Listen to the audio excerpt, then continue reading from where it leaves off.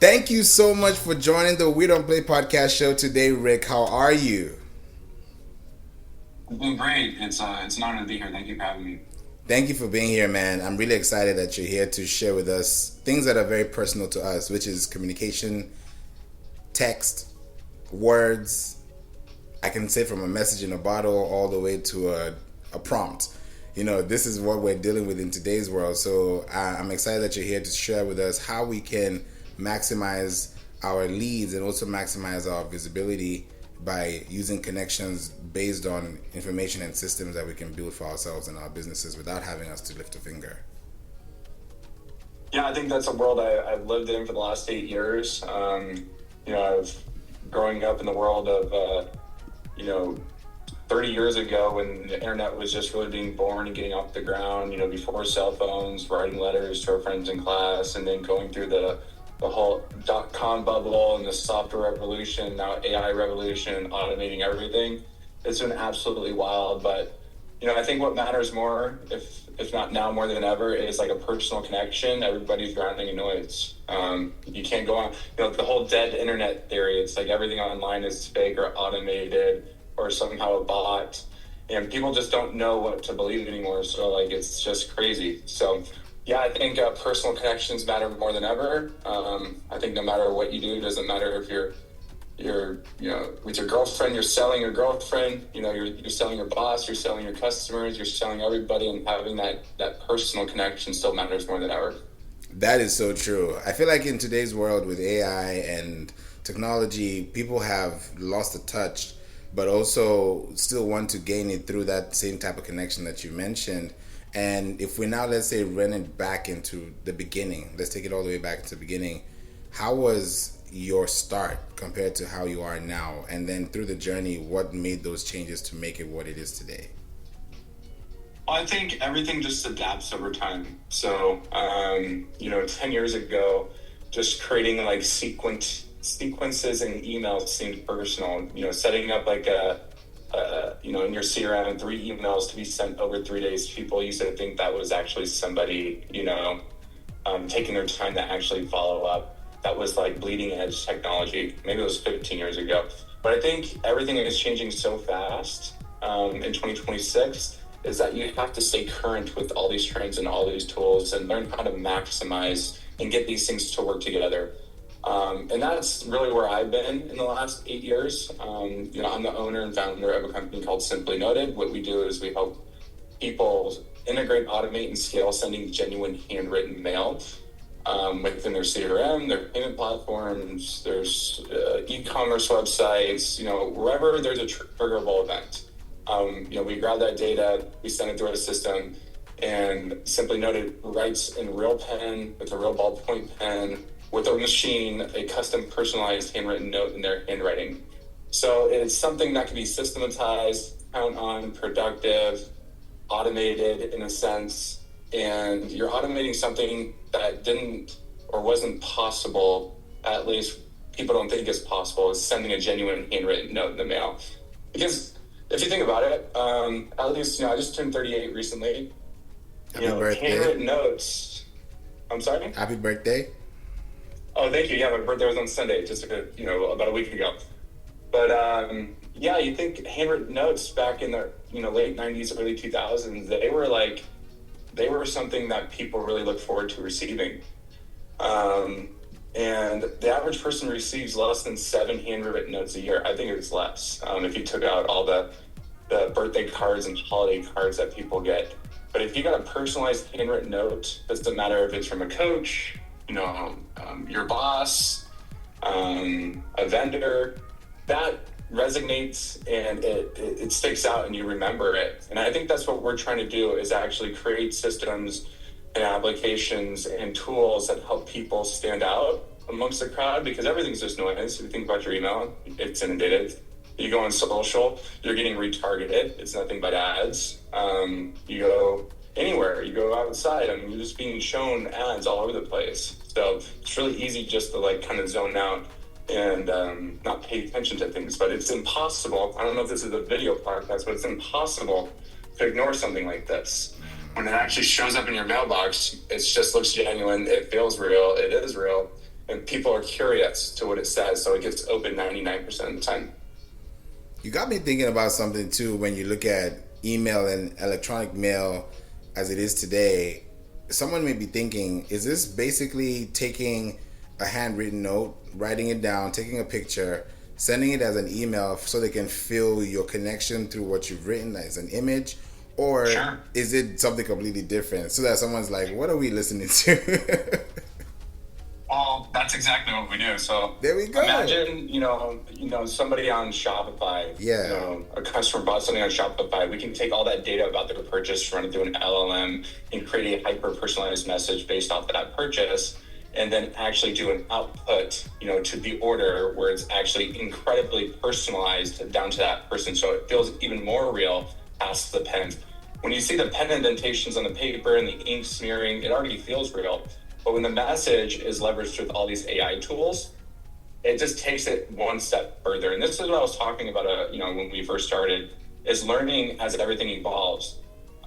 Things are changing now faster, more than ever. And you got to learn how to adapt with the times and use all these things, all these tools, all these AIs, all these automation tools to just make what you do even better. And if you're not, this is just my belief, and I'm incredibly competitive, I'm incredibly driven. I believe, if you're not staying ahead of it, you're just going to fall behind faster and faster and faster. So what we're trying to do is help our clients use and leverage all these tools to take our product or just something as simple as that handwritten note and make it even feel more genuine and personalized and more powerful than we were able to do 2 years ago. That's beautiful. Now I'm thinking about something. If somebody receives this and has received this before, what's usually the difference in their response compared to a normal electronic mail that they would get from a random email? So I was doing my MBA in 2017. This is actually where the ideation of Simply Noted started. And my professor was going through all the success rates in marketing. And this was in a marketing class. He was going through, email, cold calling, direct mail, door knocking, all the normal ways that company market. And everything was super nominal. And he ends the lecture, just kind of half-heartedly joking and said, hey guys, what works better now more than ever is a handwritten note. It gets open 99, probably 100% of the time. But that stat's proven all over the line. That's not just coming from us. This Google handwritten mail open rate, and it's proven all over the place. But handwritten mail, if you think about a print piece of mail, handwritten mail gets opened 99% of the time. Average print mail gets opened 30 to 36% of the time. So just the open rate is 3 times higher than normal print mail.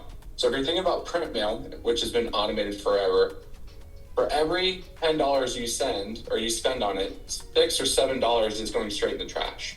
So you literally have to lean on volume and saturation versus counting on the open rate, because the open rate is going to get you a higher response rate. And then what we always say is our job is to get you there and get it open, which, we do a really good job of doing that, but it still always comes down to, who you're reaching out to. Is it well targeted? Your call to action, your ask, your offer, all those things still matter.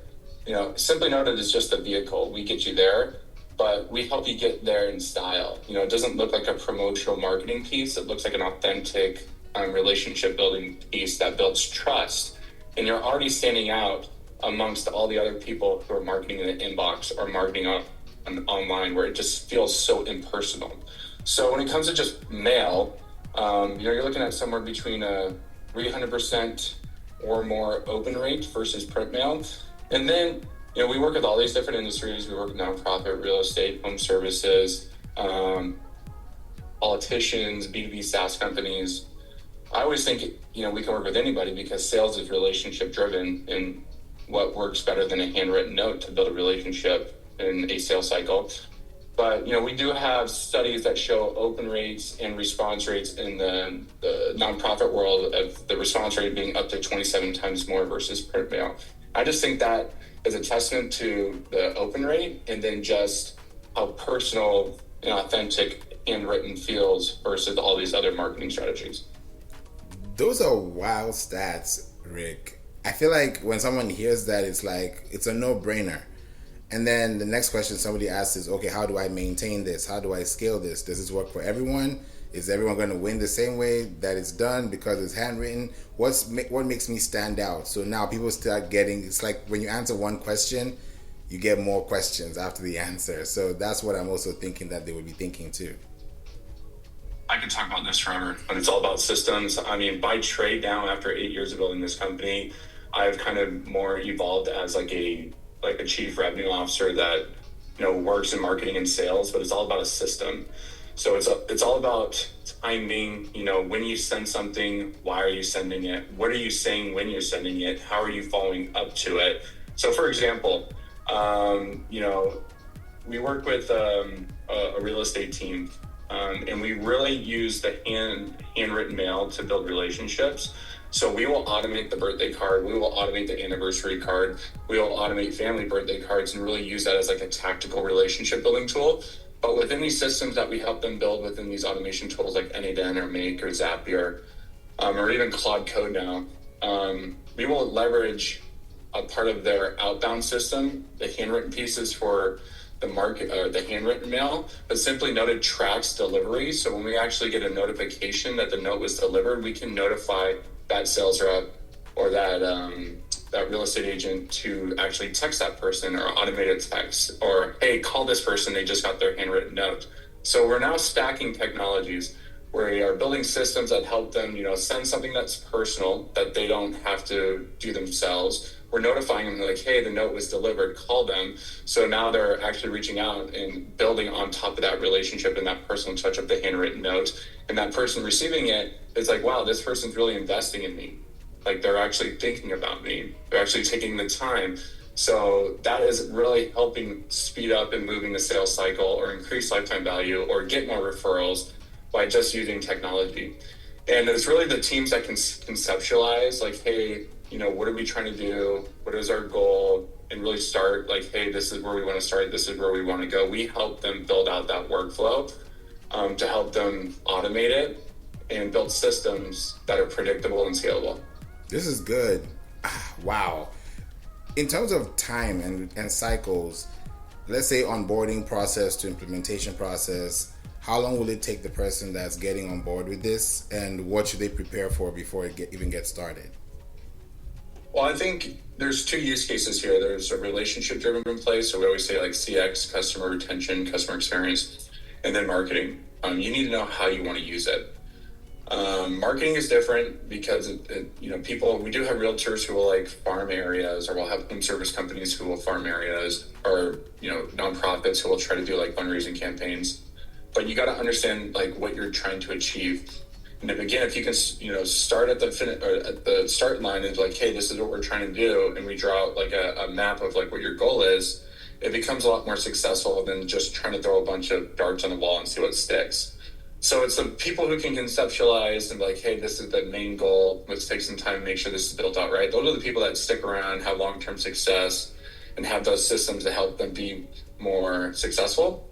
But anybody can go to our website and send one card, go to simplynoted.com and just sign in and send one card. Our system's built to send one or tens of thousands or hundreds of thousands.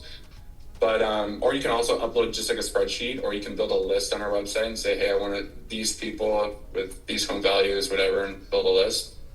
But it can be used many different ways. And I think that's been kind of the hard thing about scaling this, is because people come to us with their ideas and we have to help them accomplish their goals versus just one single use case that you can just scale forever. So it can be as easy as you want. Just go on there and send one, or it can be as integrated, as automated, and as complicated as you want. But we usually see if like you're somewhere in the middle where you can just build a system and have a goal and set it up. You can integrate, automate, and scale it. Those are the people that will stick around, have more success, because they can monitor it and they can tweak it and they can adjust it. And like any marketer out there, like what do? You A/B test, you have iterations, you adjust, you approve, you get data. And you're like, hey, this was working. Oh, now it's not working. Or this didn't work. Why didn't it work? Let's look at the copy. Let's look at the what do you call it? The cadence. Let's look at the design, and then you tweak it, and then you improve it over time. Those are the people, those are the ones who've just like been our best customers for years. Again, we've been doing this for 8 years. We have some customers who've been working with us for over 6 years. So it's been really fun. I get to learn a lot about people's use cases, their businesses. So a lot of experience over 8 years. So I have a lot of, I call it domain experience in all these different industries. But it's really just, what is your goal, and we help you accomplish it. Thank you, Rick. Now you got me thinking about something too that would be helpful for the audience and the listener is when you talked about the open rates and the click rates, I was like, okay, especially the open rates part, it got me thinking about text marketing, or even like platforms like GoHighLevel, where people would say, oh yeah, I got everything in one suite. So if someone's thinking about their marketing stack or just their tech stack, how can they fit this in like a Rubik's Cube that's not going to break their bank, or would they have to flip and replace to make things work? Well, I love GoHighLevel, so I'm a GoHighLevel and a HubSpot user. GoHighLevel is incredibly flexible, incredibly webhook and API friendly. You can set up custom, what do they call them? Like custom triggers. That's not the right word. But if there is a use case or workflow that you want to automate out of GoHighLevel, I love it because it's so easy to work with. But I think the easiest way for anybody to use this is right after purchase. As soon as they pay that invoice, send them a thank you note. That's really going to like help build on that relationship and try to help them stick around an extra month or two.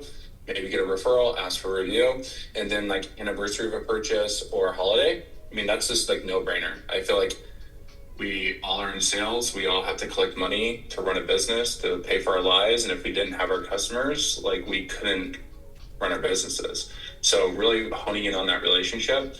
But it is really a powerful marketing tool as well. I always said if like your client's worth more than $1,500, it's a great marketing tool because we can track QR code scans. So if you send out 10,000 pieces and 800 people scan the QR code, we actually can show you who scanned those QR codes. And those are triggerable events. So when someone scans that QR code, we can have a workflow within GoHighLevel or HubSpot or all these automation tools to say, hey, John just scanned the QR code. Let's automate a text in 5 minutes. Let's automate a notification to the sales rep to pick up the phone and call for speed to lead to try to get them to book an appointment, to enter them into a workflow and to GoHighLevel, to nurture them, to, there's so many things you can do off that QR code scan. And then we track mail to the mailbox. So you get that transparency and confidence that what you send is actually getting delivered. That's something that nobody else in this space can do.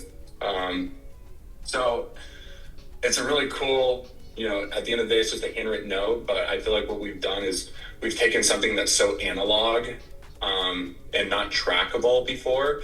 And I feel like we've kind of created like the constant contact of handwritten notes. Like we have created something that was not trackable before, but we can track everything now and make it a very powerful relationship building tool and a very powerful marketing tool. This is good. This is really good. I feel like it cuts out the noise and just simplifies the process. Cuts through the noise. 100%. I feel like if that is what people are looking for, and you're cutting through the noise at each level of conversation, from the touch points. When you hear those touch points, it's 4, 7, 11.